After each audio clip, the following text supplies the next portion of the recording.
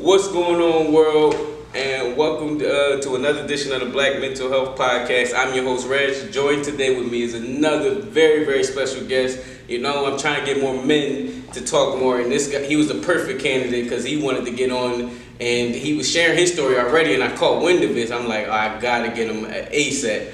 I don't know if you want to go by the nickname, Bam. You don't want to put your full government out, so I'll let you introduce yourself. We can do it. We do the full government. So, what's going on, guys? My name is Sharif Bam Jones. Coming from you guys from Philadelphia, from West Philadelphia, born and raised, and everything. Coming to you with the Mental Health Podcast edition. I'm giving you my inside scoop of where I come from and what brought me here today. Alright, so we're in your workplace. I don't know if you want to give out the name. So, LA Fitness Everton. Okay. I am the personal training director here. I oversee the whole training staff here and all the clients in the training program from past, present, and the future ones that I will be enrolling. Due to my extensive shift, me working 12 hours, 9 to 9 here, I do get a little gap break in between. Reg had hit me up, and I was like, it would be more of a convenience if you are able to come up here. I can knock this out on my break, and then we can get this word out, because I believe it is something that's important. And once he told me where the Stain T coming from, it's a different interview. And this is my first time doing a mental health interview. Okay. So you actually got the exclusive. You get the exclusive. Oh, okay, I'm proud. I mean, the first time I even spoke about a little bit what I've been through was my last motivational conference I was on called Ready for War. Ran by Tashinique Hamilton. Shout out to the great you. So this is the first time actually an exclusive where I would be giving a breakdown of myself. Well, I reached out to you because of your speech, and it was a phenomenal. You only put clips on it, so I can imagine like what the full in depth of the speech was. I put his social media up so you guys can look on his page, and it's already up there. Could you go in a little bit more depth of what you were talking about within the speech, and even the part about what you were going through that made you write the speech in the first place, or speak it? Yeah, so I don't write none of my speeches down. I usually put bullet points as far as what I want to talk about and where I want to come from with a lot of people. Honestly, that part wasn't planned. Oh, wow. Honestly, it just spoke from the heart. It just started coming because the whole conference was about Ready for War. Different attributes. We had 4 speakers, 2 male, 2 females, and I was the last speaker to go on before, of course, the host came on. I introduced her, but basically it was about everybody's perception of their way of getting ready for war. And myself, I've been through some trials and tribulations myself. I've been through some wins and I've been through some losses, and it led me being here where I'm at now. So it wasn't planned for me to speak about it and bring it up, but I kind of went with the flow, and I'm actually glad I did, because now it opened up this avenue and opened up this broad conversation that men don't have, and men should have more conversation amongst their peers with it. Should have the conversation amongst themselves. When you do that reflection of the man in the mirror about mental health and the standpoint of, we so used to being alpha males and having that ego and having that Superman, that S on our chest, and sometimes the cape don't. Sometimes the cape don't flap all the time. It don't. And sometimes the wind ain't underneath my wings like it should be. Sometimes my armor ain't so strong as it should be. And I take shots like anybody else. I bleed like any other human being. I have feelings like any other human being. And sometimes, depending on too much, it could be a lot of you. It could be a lot of you. Well, within the speech, you talked more about like you felt like nobody cared. You felt like almost worthless in a sense, and you was ready to like off yourself basically, or drive it. Because I've been in that place in that space, I should say, where you don't feel like nobody is looking out for your well-being. You probably, like you said with Superman, you're used to helping everybody else out, but when it comes to you don't feel like nobody reached out to you to make sure you was cool, or whatever the case may be. So I don't know if you can dive in more, if you feel comfortable talking about that experience and what your mind frame was during it. Yeah, so I mean, it really boiled down to, because it's something I believe all men are born and raised. And it's funny because Meek talked about in his last song, Stay Woke. He told my mama taught me how to fight before she taught me how to write. So we naturally, from the demographics we come from, are meant to be tough and everything. We always raised with tough love, because most of us was in fatherless homes and everything. So because of that, when you are naturally have that alpha male, you're not supposed to cry. If you fall, so wipe yourself off. Always share. Never hit a girl, stuff like that. We always was built that tough. And throughout my life, I always try to put myself in a position to be that top guy, to always, or in a perception, because now I think social media adds a lot more pressure on people because people have to live for that image. Yeah, you can't show any flaws. You got any show flaws or everything. any game. And in the aspect, I don't live for social media, but social media, it gave me a platform because of my brand. I live myself as a brand. Bam Nation, Bam itself as my name is a brand. So because of that, I always have to be in some form of position financially. I always have to be in some form of position in the perception viewers. So people want to come to me for training. People want to come to me for the mentorships. I mean, people want to come to me for the motivational speaking, or promoters want to come to me because he's a good fighter. He knows what he's talking about. He has good ticket sales, or he know how to promote himself. So in that situation, I went through a transition in life where I was on top and everything. At 21, 22 years old, I was a general manager for LA Fitness. This was back then. It was on the side. I'm on the training side now. It's called fitness. I was on the fitness side. So I was making easy every we on the 15-day pay scale, $2,200 on the check. When you bonus, $4,700 on the check. This is at 21, 22 years old. People know you couldn't tell me nothing. I had my first apartment at 21. My first car at 21. I was living the life. Different female every night. Cause I was single at the time. I was having a great time. And then I got fired from LA Fitness. Transition still was good. Worked at Mainline Health. Did my private training on the side. Still had my fights on the side. And I always kept myself in different network marketing businesses and in endeavors. So I was still living life, still doing my thing. Collecting unemployment. Then I went to Mainline Health and everything. So I never really took a loss. What happened was, I did get into some form of an altercation with a female and her other companion, a male or something like that.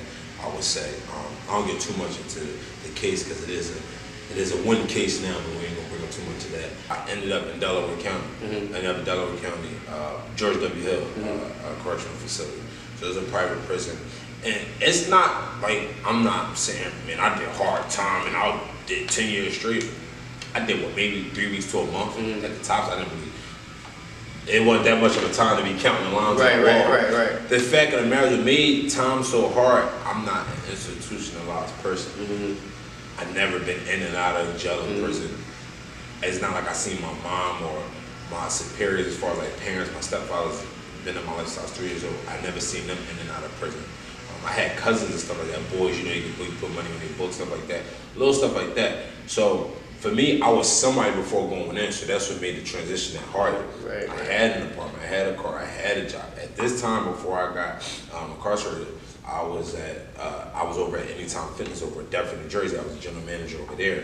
So I always stayed in the health and wellness field. I always stayed productive. I always had some form of a good sales job, because people know with sales, there's no cap on your pay. So I always had great always had a great fluctuating income. Always had something in my pocket, and I always had a back hustle coming in.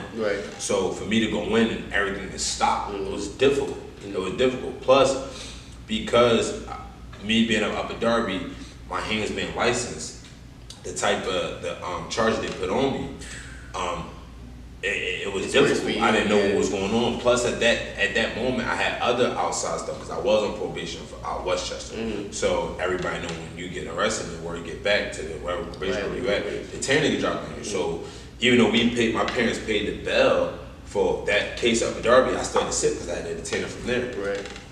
We had to get that lifted and get paid. We got through that obstacle thinking I'm about to get up. So we paid. So my mom and them, within the first 3-4 days, paid the bill, which was $4,000, I believe, for the case. And that's after the 10%. It was $4,000. And then that's another thing. People don't have family members that's in position. We talk about in between pay periods. I'm able to call my parents. I'm like, yo, this is what happened. Get that up. No bail bond, no nothing. They was able to pay that. So situation where as though then the detainer, I had to have my mom going all the way out Westchester, dealing with that out there to get that lifted, and then pay that warrant off. Then child support. At that time, I was on child support. I was on child support for my daughter Harley. So I guess I missed a couple payments or whatever. I always thought I was always caught up because it was coming straight out my checks, but it was it was, I guess, that back pay, the back pay, the arrears. So me not being able to pay that 1-2 times when I was incarcerated, I guess, boom, that was dropped on me. So some bevy stuff. It was something at the something. Right. So in order for me to get out, I got extradited back to Philly and everything, and then I got released from child support court. So coming home, no job, no job. We talking no job for about 4 to 5 months. At that time, I was shacking up. I was shacking up with a female that I was cool with, and she trusted me because it was actually it was 2 kids that I was already mentoring prior before incarcerated. She already knew the situation. She knew how I always did for our children and stuff like that. So she allowed me to always stay in the guest room and get myself together. That's what's up. But us being the men that we men. You never want to let a female take care of you for so long. So I did that for like a month, and then packed my stuff up. I went to my grandmom's house, and my cousin bedroom, my oldest cousin bedroom, I was sleeping on his floor. Sleeping on his floor for about 3-4 months. Humbled you real quick. Humbled you real quick because this is where, though, I tell people all the time, family will hurt you more than a stranger will.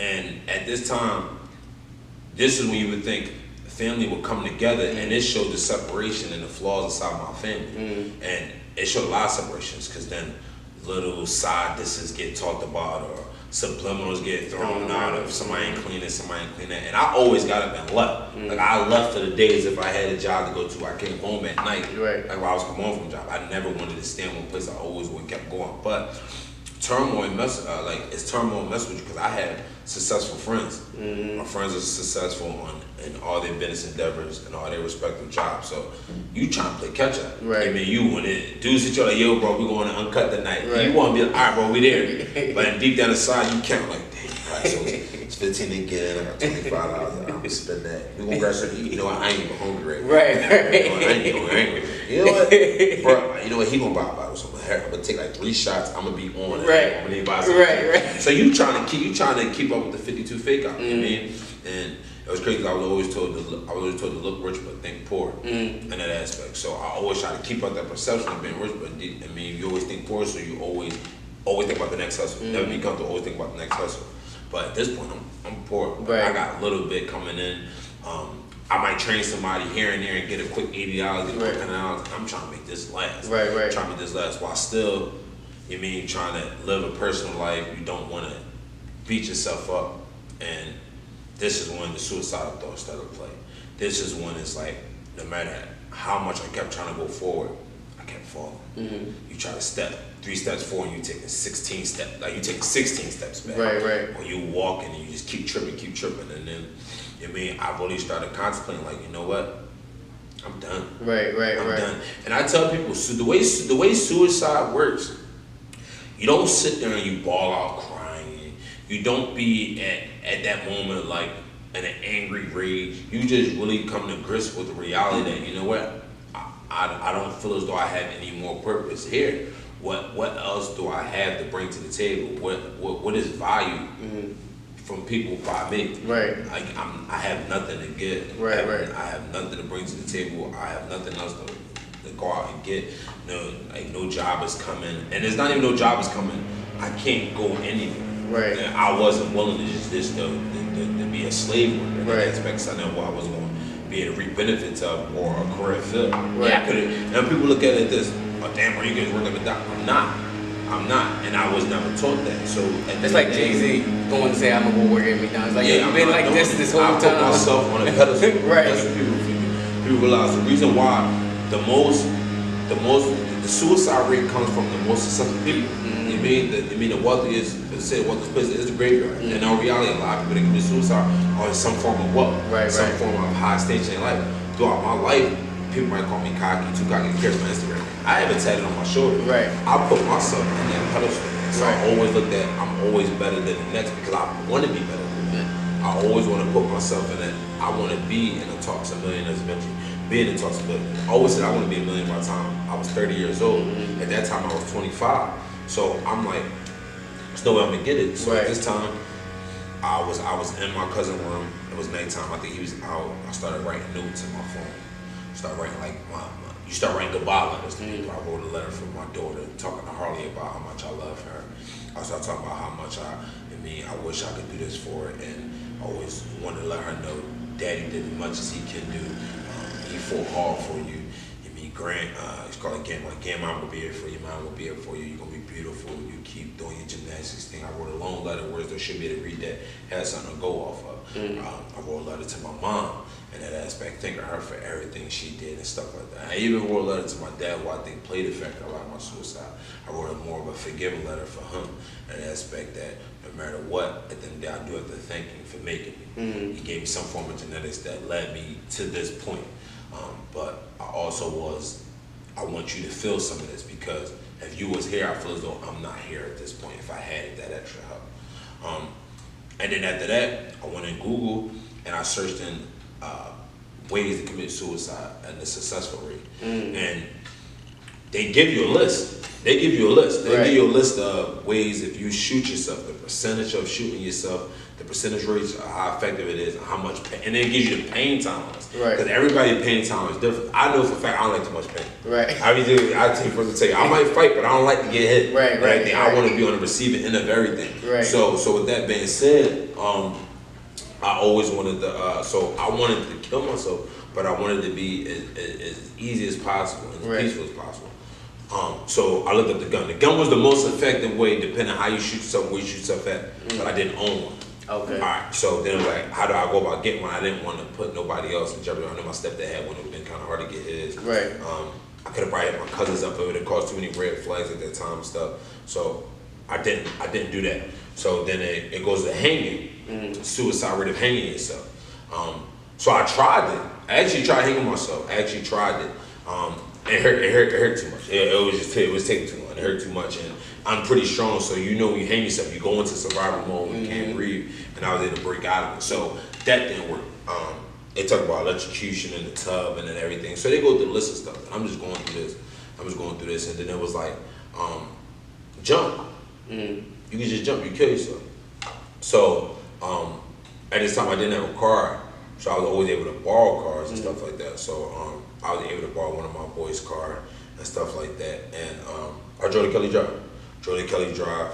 I sat where where the rowers be at, where they got the stanchions, where the rowers be at. I drove to Kelly Drive and I sat on the edge. And I'm just swinging my feet and I'm just, all you gotta do is release. Fall in the water, I'll drown. One thing about drowning, that's a hurtful situation, but I can't swim. So I knew no matter how much I was going to survive, I was going to lose. No matter what. Once I'm in that water, it was over. It was over. So in that aspect, I'm like, that'd be the best. That'd be the only way to go. I'll try to survive, so I'm feeling like I'm going to get above this water, but I can't swim. It's nighttime. It's going to be cold. The thermal probably going to kick in. This was around the wintertime aspect. So I'm like, it was like, what? Around, September, I say September aspect, September, October aspect. So I'm like, boom, I just killed myself, I'll drown and the perfect be done. But I'm just sitting there, man, and I'm like, crying. And this is when you start to cry, because now you're crying because you really don't want to do it. That's the thing about suicide. It's like you want to, but you hope somebody stop you. And at this time, there's nobody around to stop me. It's like I'm asking for help, but nobody calling my phone, nobody stopping me, and it's like, dang, I want to do it. And I'm like, and I stopped. And I stopped and I just cried. I probably stayed on that stoop fire for like an hour. And I just cried it all out. And then I was like, you know what? I said to myself, you know what? I'm gonna make these motherfuckers pay. I said, I took a step back up. I said, before I do go, I said, you know what? Now I know I got a death date. And now I know I don't mind meeting my maker when the time comes. I said, but until that time comes, I'm gonna make all these motherfuckers pay for everything they put me through. And the only way you can make people pay, it's not even about success, it's my form of success. That I'm able to, not throw in your face, but I'm able for you to watch and see and everything. So I was like, not yet. You gonna go one day, bam? Not yet. So I took that step back. And then I went out with my boys, and then I went out with my boys and everything and stuff like that, the Fifth Street Lounge, and this is where I met my current girlfriend Amber. This is where I met Amber. Same night? The same night we went out. And I met my girl Amber. Wait, so the same night you was about to... As soon as I met my boys, went out to Fifth Street Lounge that night. And y'all met wow, that's the line in the picture. That's what's up. I met my girlfriend that same night. And that's when you start looking at signs, because the way I met her was in my fighting mode. The way I met her because some dude was being all drunk, trying to come after her and stuff like that, and the dude was like being all drunk, and she turned around, and I was right there, and she was like, Can you tell him to stop and this and that? Like, what took you so long to get here? Like, you know what I mean? Some cute little movie stuff. Yeah, great movie, some cute little movie stuff like that, she said. And I'm like, yo, boy, chill, this and that. I'm like, you good? And your girlfriend good? And I brought him on Islands and we started talking. And then the rest is history from there. That's what's up. You talked a lot, I hear you mention a lot, as men, it's a stigma around us that we don't want to be in our kids' lives, especially as black men, or we don't be there to take care of kids. But I heard you mention your daughter multiple times, and how the impact she made on your life. Like, talk more about that. Yeah, so Harley Christina Jones, December 25th, 2012, 8:42 in the morning, 6 pounds, 11 ounces. That shaped me up a lot. I was 20. I was 21 when I had Harley. 21 when I had Harley. Came in, but I was still young. I would say for the first 6 months, my mom, my little sister raised her for the first 6 months until you start realizing, like, all right, yo, you raising a life, like a human life that's going to be a replication of you, that's going to keep your legacy going. And in school, I was never the brightest kid in school and everything. I really didn't like too many subjects, but I always got into like history, like Greek mythology, and back in the Roman times. I mean, Maximus Aurelius was one of the greatest emperors for so many years in Rome. So I got into stuff like that, and how back then you wanted to have kids because your kids would hold on your legacy and take over the throne. So in that aspect, that's the mindset that when I walked back from that ledge and I told myself that they won't pay for everything and I'm going to keep this going. Now I have to keep this going because I have a legacy that's going to take this throne. And I have more people I want to put on behind. And now I feel as though, now that I was able to stare my own self, my own man in the mirror, basically my own death fate in itself, what else do I have to fear at this point? You was willing to lose it all at this point. You was willing to take it all away and you didn't. Now let's work. Now what? Let's work. Now what? Now, all right, let's work now. So my number one goal was get yourself some form of residual income that you can start putting money towards the business you want to run. So I hit one of my closest buddies at my old head, now. He was the personal trainer director at the LA Fitness City Line at the time. So I'm like, bro, get me back in the company, bro. Put me back on the training side because I know the gap break that they get, the hours that they work, the location that's there. I know the platform I can be on.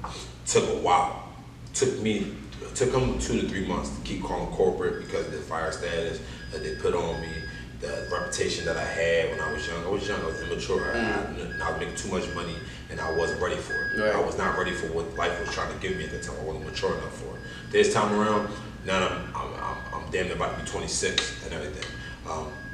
No, I could manage the bag a lot more. Everybody said they want it, but they don't know how to manage it. Right. Now I can manage the bag if you give it to me. Right. So he got me back at LA Fitness. Boom. Now I'm back on the training side. Now I have the platform of training. I want to go bigger.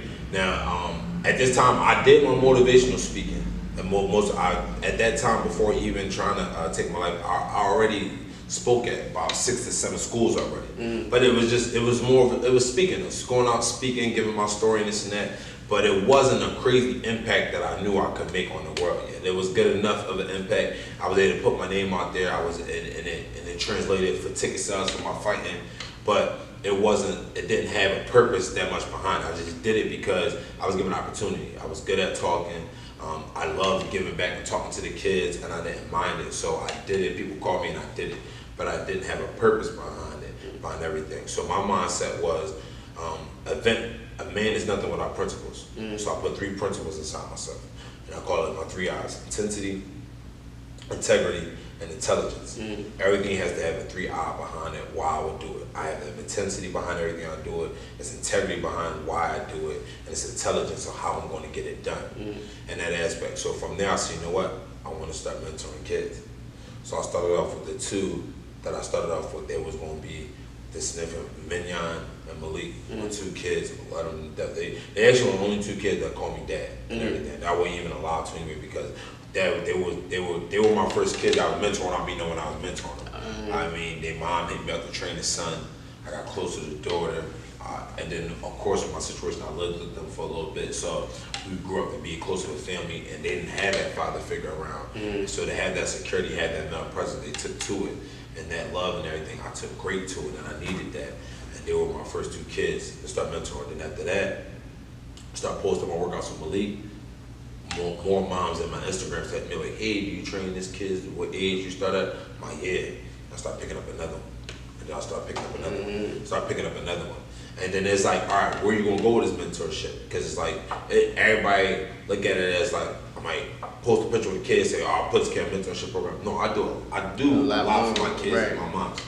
There's times that my mom's got to work doubles or got to work shifts, and they need their kids to get this to the school bus the next time. All right, there's no problem. I either come there in the morning or I pick them up, they stay the night with me, and I take them to school, and the next morning take them to the bus stop. That's what's up. I mean, situations where parents might be lacking something that they need for the child, whether it's book bags. Yeah, and I got a kid, I wouldn't say I mentor, but I help out all the way out Baltimore. Wow. And everything, because the girl where I know she lived in Philly, she lived out Baltimore, we always stayed close, and I knew of her having a kid and stuff like that. And I even short on diapers, short on pamper, the money, boom, I'll cash at you, I send you that. Right, in that aspect. He got in trouble in school. All right, I come down, I have a conversation with him. He getting ready for Pop Warner football. All right, boom.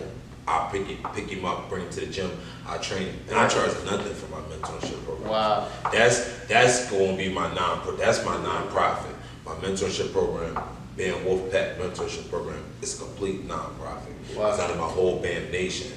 BAM Nation is a profit in itself. That's my entrepreneurship as far as my personal training, as far as I'm doing my private security. I'm starting to take off with that. That's my motivational speaking. BAM Nation is the umbrella of profit, but my BAM mentorship program, the BAM Wolfpack mentorship program, is a nonprofit. I don't charge for none of my kids and everything. I just ask for certain dedication from the kids. They have to know my 3 hours upon demand to be asking. They have to be able, as far as keeping up certain grade averages and everything. I don't tolerate disrespect to a parent. If I get a kid that was troubled, some form of progress has to start to happen as we go on as I'm mentoring them and I'm being there for them. And I do expect some sort of dedication from the parents right. at the end of the day, because from the outside point of view, people think it's just, oh, well, you got something going on with these moms. These are single moms that are vulnerable with children.